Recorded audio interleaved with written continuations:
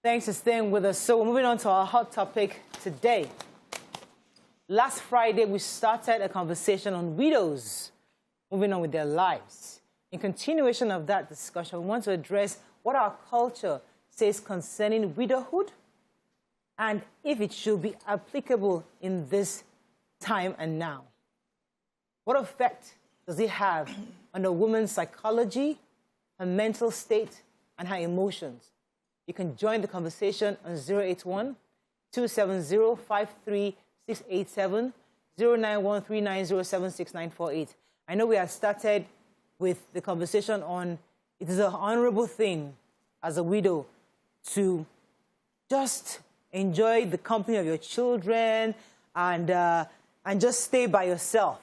But then today, we're saying we have to challenge that, because when we tell women to stay by themselves, are they truly happy? Are they getting the best out of life? So we'll continue that conversation because we got quite a lot of feedback on it. I'd like to come to BC. As we're moving on with this conversation, what are your thoughts on how widows today should begin to take back their lives and enjoy the time they have on earth? So I want to ask, is it, you said it's something honorable. Yes. Yeah. So the honorability culture says, the honorability is for who? Because I always believe that what is good for the goose is good for the gander. And if we are trying to build a society where everybody is, I'm not talking about you being equal with your husband. I'm making this very clear so that people don't misquote me. I'm saying that if we build a community where everybody has a right to live, everybody, as long as you are not doing something to hurt anybody else, you're not doing something to hurt, kill, maim, steal from the society, you just want to live. You have the right to carve your own life the way it fits you. So I have spoken to some widows who I know who their children refused them to remarry after their husbands passed. And I could feel the pain when they narrated. I wanted to at some point, because the burden was too much. When you are together with your spouse, you share everything. You share the chastising the children, the provision for the children. You have somebody, you come back from work, somebody is talking to you. You have that companionship, you have that partner. Then when anything happens and that partner goes, you feel like a part of you is lost. And you can brood for as long as you're not ready to look up and see somebody else, come your way. For some people, they say, I'm never going to remarry. This is the end for me. For others, they get to a point where they feel, I can't do this life alone. Do we not hold them back because society has said it's more honorable to stay? If somebody actually feels, I can't do this alone, with these children, I need help, shouldn't we support them to get that help? Because when it's the man, it's different. You just give them 1 year. We are counting for them. The ones that don't care, 3 months, 6 months, somebody is already sneaking through the back door into the house, cooking and doing and helping some things. The ones that are a bit more moral and pay attention to other people can wait for 2 years, a year, 2 years, and it's okay for them to move on. But once it's the woman who feels, I need somebody at this time, the society now tells you, you are not moral. You are not this. You are supposed to stay for the rest of your life. So my point is, it's expected that the man will move on. It's expected for the woman to wait. Not to move on. It's expected, that's our societal expectation. So in this expectation, where do we put the children? Because the reasons why women don't like moving on, as I said last week, is that they don't want people competing for that love, that attention that they're giving to their children. They don't want a man coming into their lives, maybe molesting their daughter, or, stuff, because you don't know these people. So it's always safer for them. It's not like it's honorable, it's sacrificial for them. So, you know what, I will sacrifice my wants, my need, my desire, because I want my children to have a sane and decent house to live in. So because of that sacrifice, should we hold that against them for making that choice? Quickly, before you move on, I wanted to just add something. Okay. I think you're forgetting also. We're also talking about if they do not marry, but they are dating, but they're also allowed to be dating, but not married. Yeah. So I just wanted to say that if you want to make a sacrifice, let it be from you. Be the one as the woman to decide, is a sacrifice, I'm not willing to move on because I want to focus on my children. But do not make that sacrifice because of what people will say. If you're tired, you're fed up, you need help, and you feel it's also very important that you pay attention to the person who is coming. If the person who is coming is not going to be a responsible person to your children, there is no point because of your own selfish needs. There's no point. Your children come first right now because you have lost your partner. But if the person coming, you can see that the person really means well and can help you make life easier. It should be your choice. And we, the society, shouldn't judge you or crucify you for that. That's technically, BC has finished the show. But just before the show started, there was a post someone made. His name, person's name is Ufoma Egbamuno. And, of course, since it's public, I'll make her name known. She said, woke up with a smile today, because exactly 1 month from today, this gorgeous 57-year-old mother of mine will be saying I do. 15 years after our dad died. And obviously she's happy about it. Then I went, because Instablog carried the story, and then I went and I saw over 600 comments, and I just paid attention to read through, and most people were saying, I need to show this to my mom. How I wish my mom would see this. How I wish my mom would see this. So many women have taken up that responsibility of raising their children because they feel like if they bring another man into the scene, he probably won't do a good job. One. Number two, society expects them. So they didn't even think there's another option of maybe remarrying because they might be seen as loose if they do. So it's not about making a decision anymore. It's about, this is how I've been brought up. I've been brought up. It's like the first time I heard a married woman cheating, I had palpitation. I was shocked because I've been brought up to think like, you're married, close shop. There's nothing else going on. So a woman has been brought up, most women around us have been brought up to believe that if you're already married, if you lose your husband, close shop, raise your children. Your children are, you are married to your children ongoing. So the conversation now is to give them options to think, am I truly happy? You know, do I still need companionship? Would I appreciate having someone that would listen to the kind of things I want to say that is not suitable for my children's ears? You know, so, and that's what I'm happy about, that we're discussing it now and we're letting women have more options. And sometimes you will never know because you've never worn the shoes. So people just assume that the women will be okay. And I had a tough conversation with a single mature lady that is in her 40s. And she was like, I'm at work morning to night because I don't want to go home. Because when I go home, my mom and my dad, they are both in their house, their room talking. And I just said, and I'm looking at the roof waiting. Let's sleep, just take me away because I would love to have someone to talk to. So I never thought about it because it just didn't occur to me, but people don't know what they are going through. They don't know that they need somebody that will just cuddle them, someone that will just hold them. So your mother has been single for 20 years. It did not occur to you that this woman is a human being. You know, so I really like to hear from. I would like to hear from widows this morning. It would be great for us to hear your story, because just like Tokwe said, people always assume that you're fine. You're fine. You'll be fine. You'll be okay. But it will be important for us to have this conversation so that even there are younger widows today. You know, there are widows in their 30s and 40s that they would like to have that option. So when society normalizes the fact that it's okay to move on, they can have the confidence to do so. But sometimes, because society expects them to just wait, maybe you have 2 children, just raise your children. So I would like to hear from from people who have walked these shoes to call us and educate and help us understand what they're going through and how their lives are. Yes, Mariam, your thoughts on this? Okay, well, you know, we had started a conversation, so they sort of echoed many things that we said.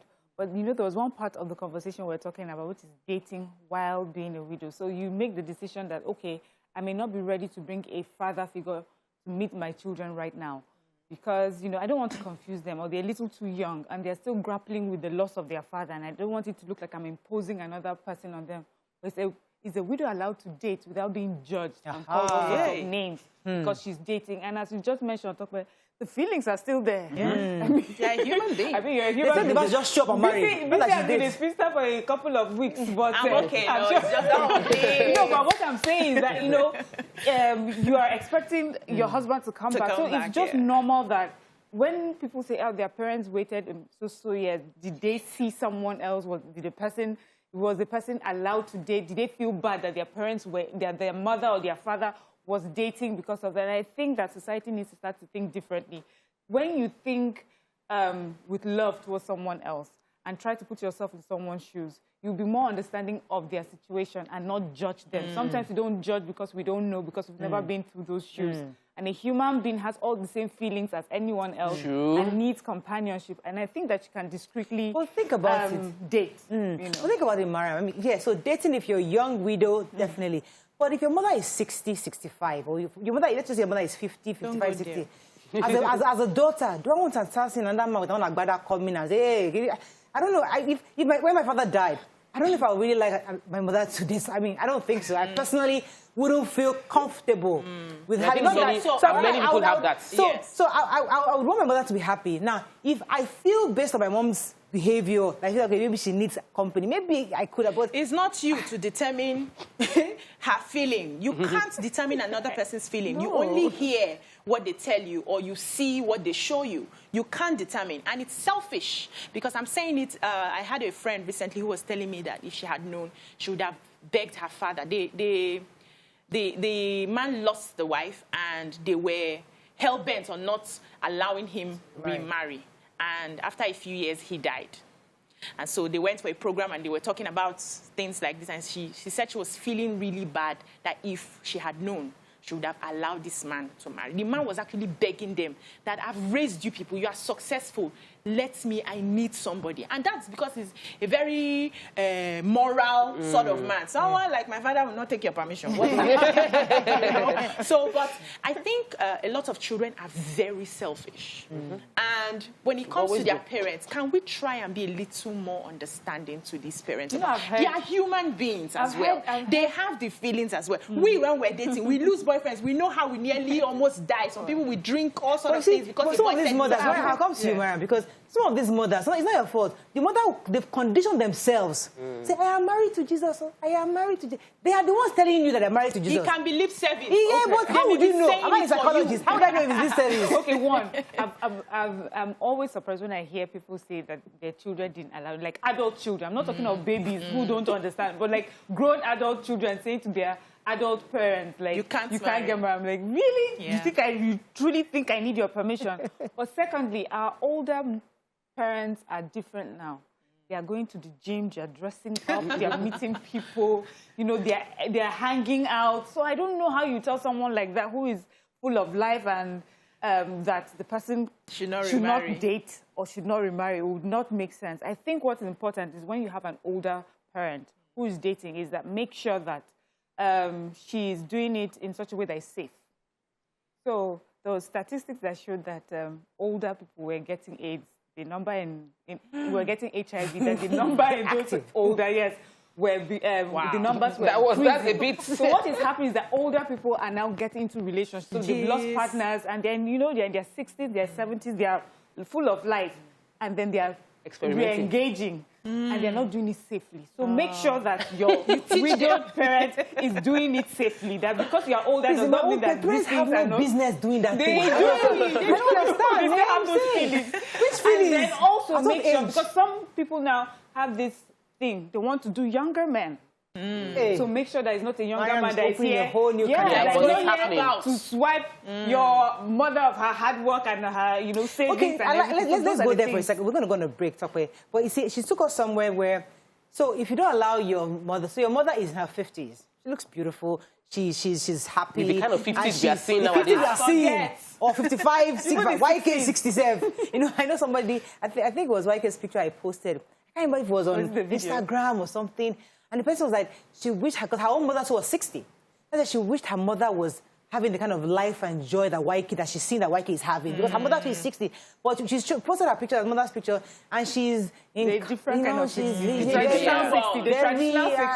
So she's like, she just wished her mother was more like alive. So we're staying with us. So we're still discussing widowhood and how and if they should move on. We have Maureen waiting. Good morning, Maureen. Are you there? Ladies? Yes, you're live. Go ahead, please. Just to speak with you. Yeah. I'm trying to call and all that. Anyway, you guys, you inspire me a lot.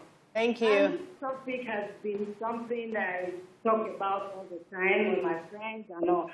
And I actually had this conversation with my mother.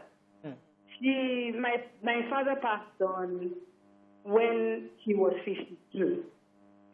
And if I knew what I know now, I would have encouraged her to marry. But I had a conversation with her one day, and she said to me, remarry. What are you talking about? I said, but nothing. You need company. You need somebody to love you again, and you need to love somebody again. And she said to me, no, that's not important. But I was married to your father and your father alone. So I said, well, if that's how. But I said, you're talking now because you're 84, you'll be 84 soon. And time has passed and all that. I said, if I had known, I would have encouraged you to remarry. So I think they should be encouraged. Right. Widows, especially the younger ones, should be encouraged to remarry because they need company. They need that special someone to keep them company. Children will. There we go. Thank you, Maureen. Because the truth is that there are men who lose their wife too, and they need company. And sometimes your mother is just a perfect fit for them, where they think alike. They both have grandchildren all over the world flying around. You know, it's just great company for them to have that. They might not be doing the other room. Because many people are worried about the other room matters. Why? Where's it because don't want it is Morayo. Okay, so speak for yourself. Okay, so people like me are worried with the other room, and mother in the other room, somebody has got forbid. What's your business? Okay, so I have that issue. So company, I can understand. Yes, be my mother's companion. Me gisting with her, be playing bingo. The person will be a eunuch. So I believe that we need to get comfortable with the fact that everybody else would have they would live complete lives. You know, I look at my children and they're really small, and I imagine in the next 20 years, these boys will now have someone who is the love of their life, and they'll be like they love the person, they would shower love on that person. And these are my small boys. Look at these boys. But I'm already preparing myself to release them to love. Release them to be good. And that's the same way, even as adult children, we should be ready to release our parents to love and our parents to be happy. Because if you don't release them, they might do it behind you and they might get into risk. That might not be safe. You know, they might get into trouble. They might get into circumstances that are not comfortable.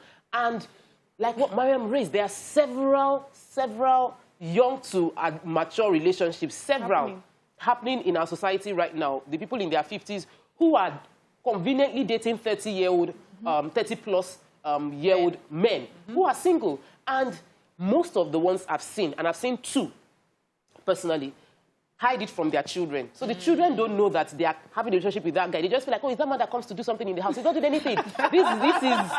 This is mommy's... The shiny Congo. Yes.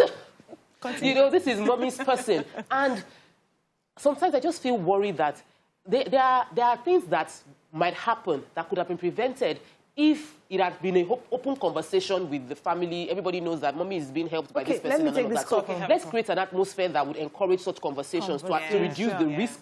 And let us be more open to having mature people still falling in love. And because there's... Take your call. The hard work for me as a young woman to prepare for the other room activities. I'm thinking, which young, but because there's children, there's pursuing your career, there's so many things.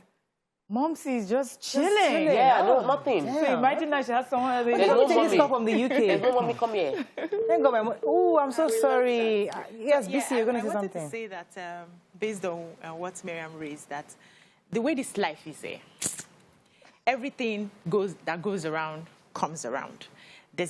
Where we are the ones that take care of the children. It will get to another turn. The children will begin to take care of us and begin to make decisions for us.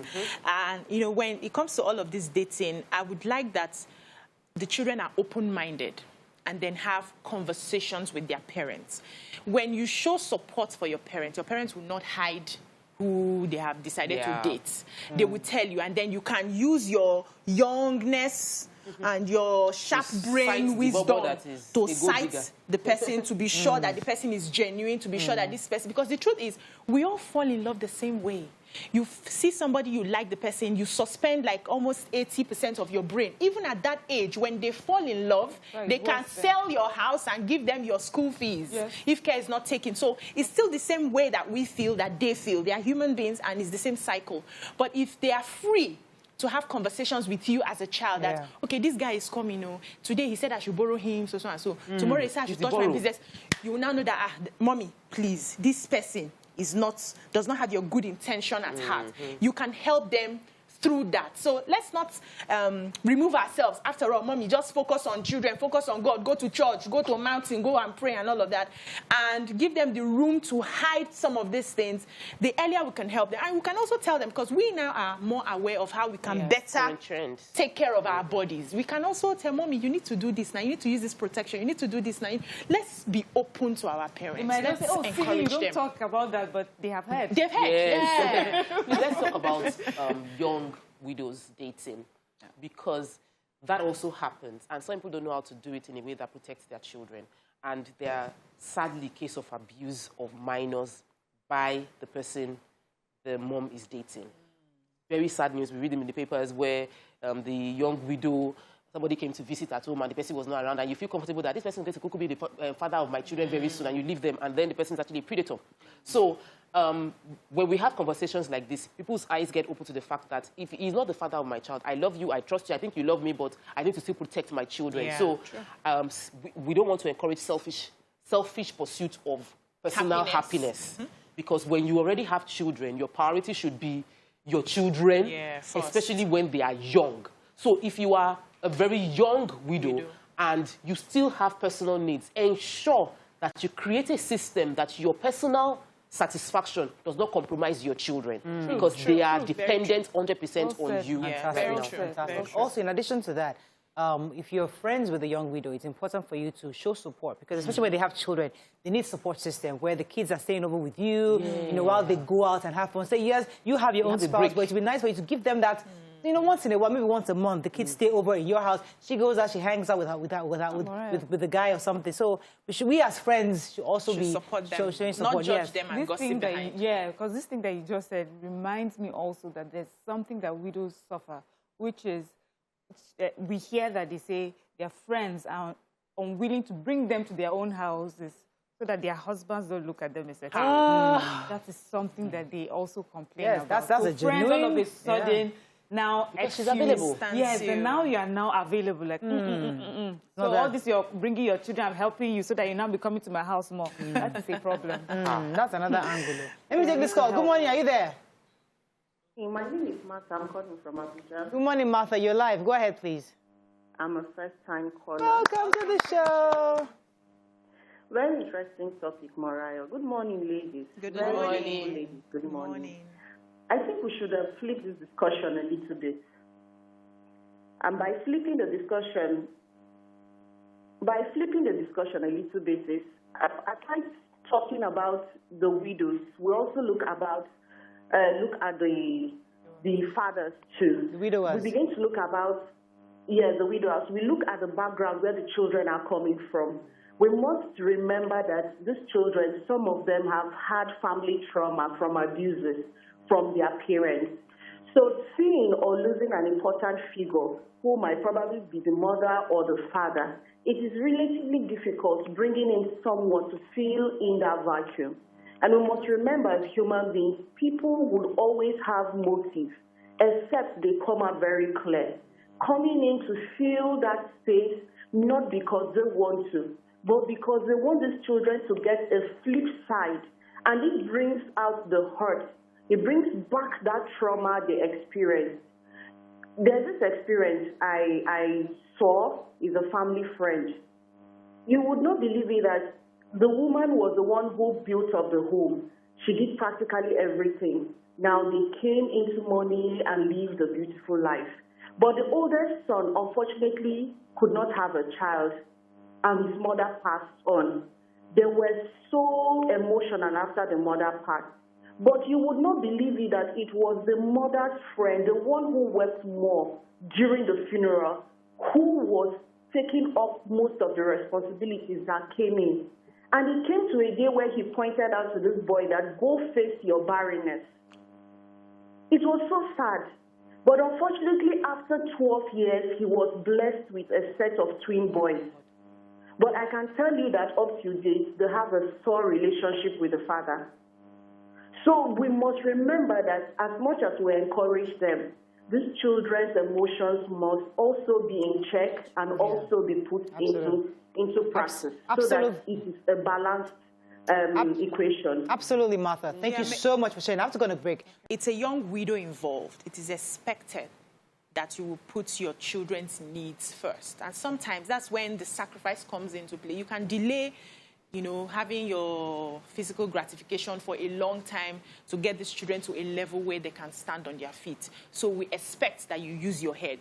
But when the children are grown to a certain level where they can begin to have their own lives, make decisions for themselves, it is not expected that you put their feeling before yours in finding a partnership. Because the truth is, you're not replacing their parents, their lost parent, their father. You're not replacing, you are getting another companion for your life's journey.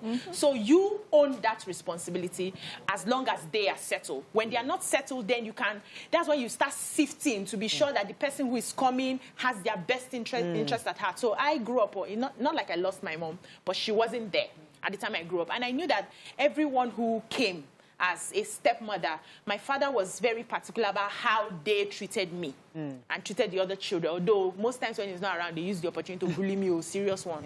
But the times he was there, he paid attention to how they treated his children, you know, even as a man. So if we get that sorted, let's not put...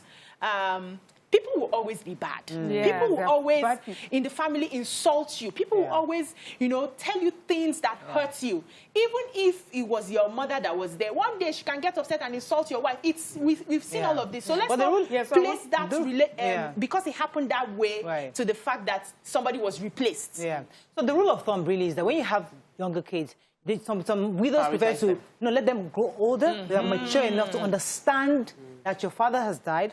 Your mom needs some companion. You know, so they're in their secondary school level where they understand what's going on. And then you have a conversation, and with their permission, you begin to date. I mean, sometimes I've seen that happen. So I wanted to just spotlight the idea of the person remarrying. When the adult or young child, many young people tend to feel like, or many children in this situation tend to feel like, you want to replace my mother or you want to replace my father. And I think we should get it that in most cases they're not replacing, because they can never replace who they are. So don't think that way, because when you begin to think that way, you begin to dislike the relationship that your parents is going into and your loved one is going to. So open up your mind to the fact that they need that companionship, and they're not replacing your mother. You're not bound to emotionally bond with this new woman. You're not bound to emotionally bond to this new man. It is good if you permit the relationship and see how it goes, but not emotionally bound to the person. That's on one side. On the other side is the fact that if you're already an adult, let another adult make their own decision for themselves. Thank you. Because in your own house, your parents are not going to come and tell you how you should cook your rice, how you should cook your beans, how you should love your spouse and all of that. So give that same mature adult freedom for your parents that desire what they desire. Yes, it's important also to note that because something bad happens with a particular step-parent, does not mean that being a widow and getting remarried again is a bad thing. Yes, people have those that will come in and then they'll cause strife. People have come in and they have abused minors. That happens because there are bad people in this world. But that does not necessarily mean that it is bad to want a companion because you're a widow or a widower. It has also happened that many people would say, when my father married this woman, I was like, I never lost a mother. I felt so loved. There's no difference between us who are not our biological children and those who are. So all that scenario happens. And then when someone has comes into, don't come in that you're trying to replace. For someone who has a stepfather and also who has stepkids, I understand that when you come into a family, you don't come in there to replace anybody. You cannot replace. If you're trying to do that, they'll be marking your whatever against each other. And they say it's even harder to compete against a dead person. Yes, because a dead person, you know how we remember them. You only remember the good. So you dare not. So come and you know I'm going to be your friend. I'm going here to give you moral support. And if they're adult children, allow them to determine how far you want this relationship to go. You know, and there's somebody I know that I'm sure she's watching right now. She's my mom's friend, and she's such a beautiful woman. When I say beautiful, this woman, her skin is always glowing and popping, and she's always... And when her husband died, I kept saying, so this fine beauty will just go like that. So if I had heard that she plans to marry me, I would say, okay, You can understand. Because the woman was just, I mean, she's just a glowing woman. My mom also was always a beautiful woman, but she has always been a homely person. So I wouldn't think she was interested in, but this is my mom's friend. That beauty, that woman was... Let's talk about inheritance. You know, Maya mentioned it during the break. Oh, Kendi hasn't holding, I'm sorry. Oh, okay. Kendi, are you still there? I do apologize for keeping you. You're live. Go ahead, please. Okay, and I'm a first-time caller. Welcome to the show. First-time caller. Welcome to the show. You see, I'm not a widow. Okay. My mom was not a widow. My parents were separated. And my mom is 71 now. Okay. And it really hurts me that she doesn't have a partner at this point. So, I also am a single mom, but I'm in a committed relationship now. But I see the effect my partner has had on my son. And I'll keep saying this at every point.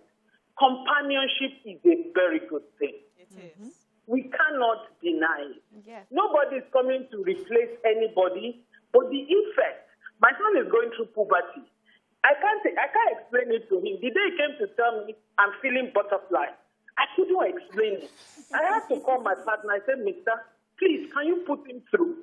They went for a walk.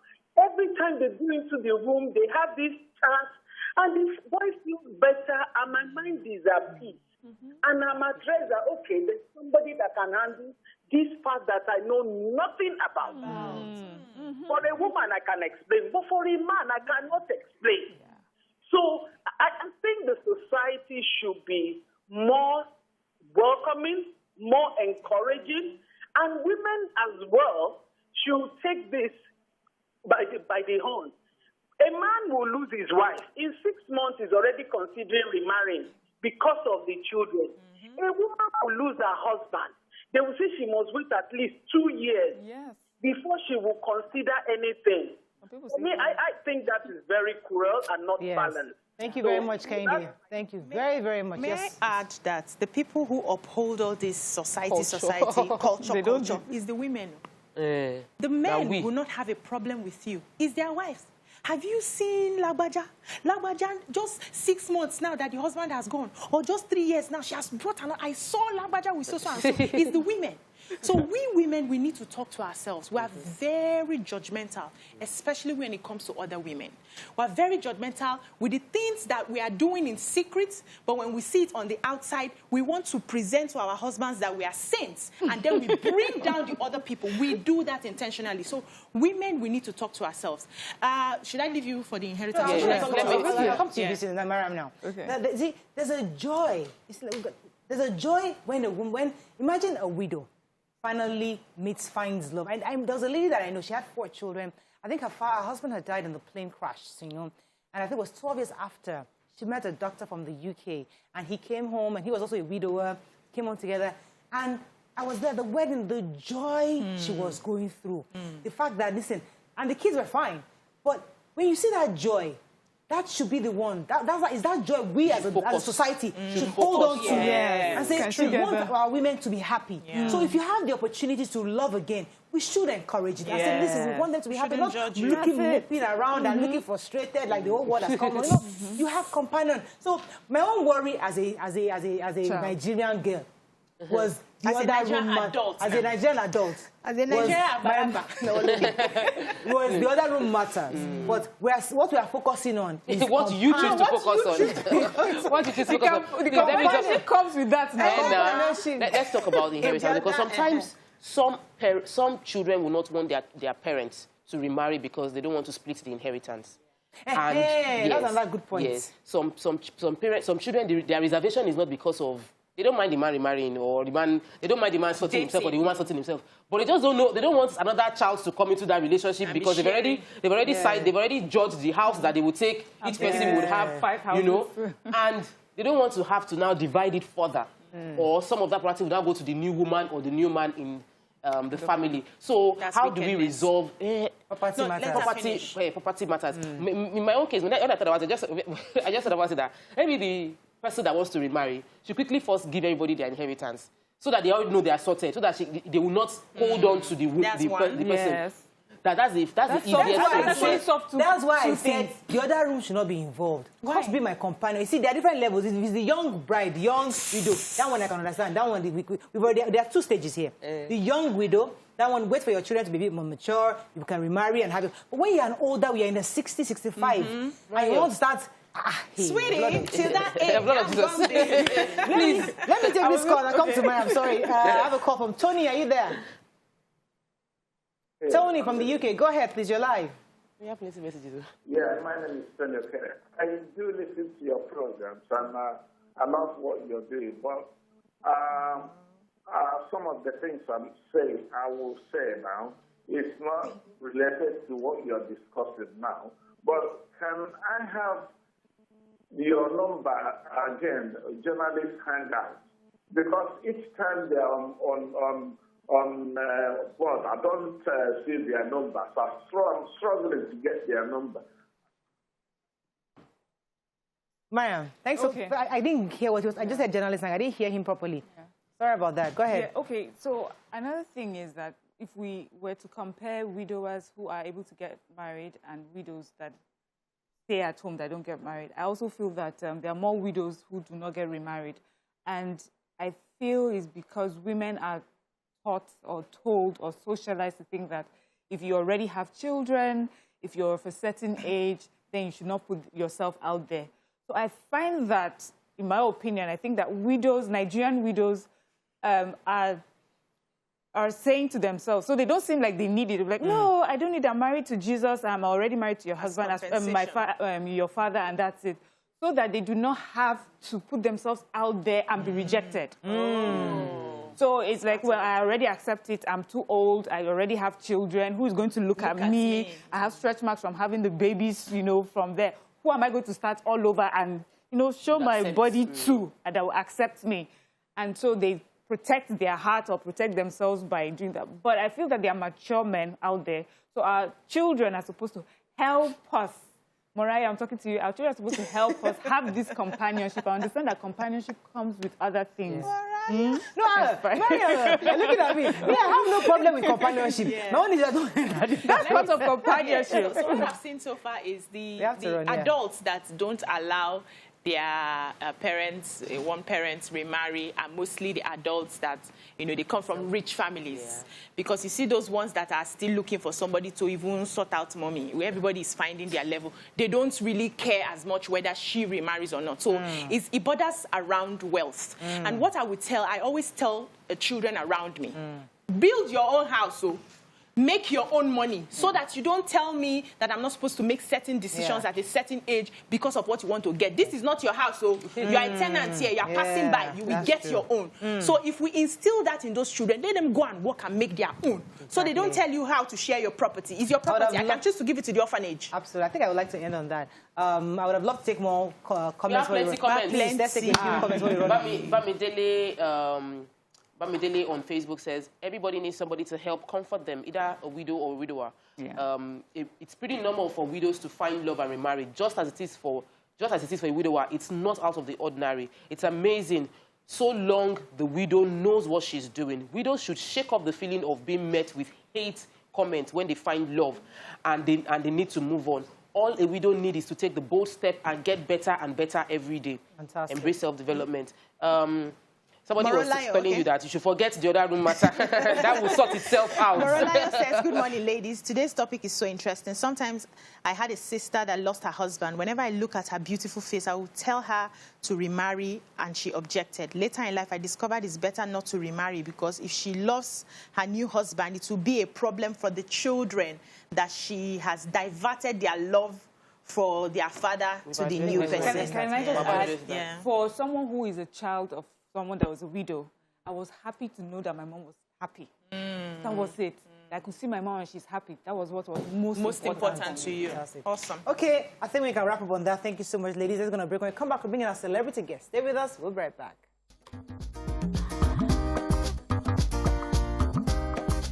Stay tuned. Your View will be right back.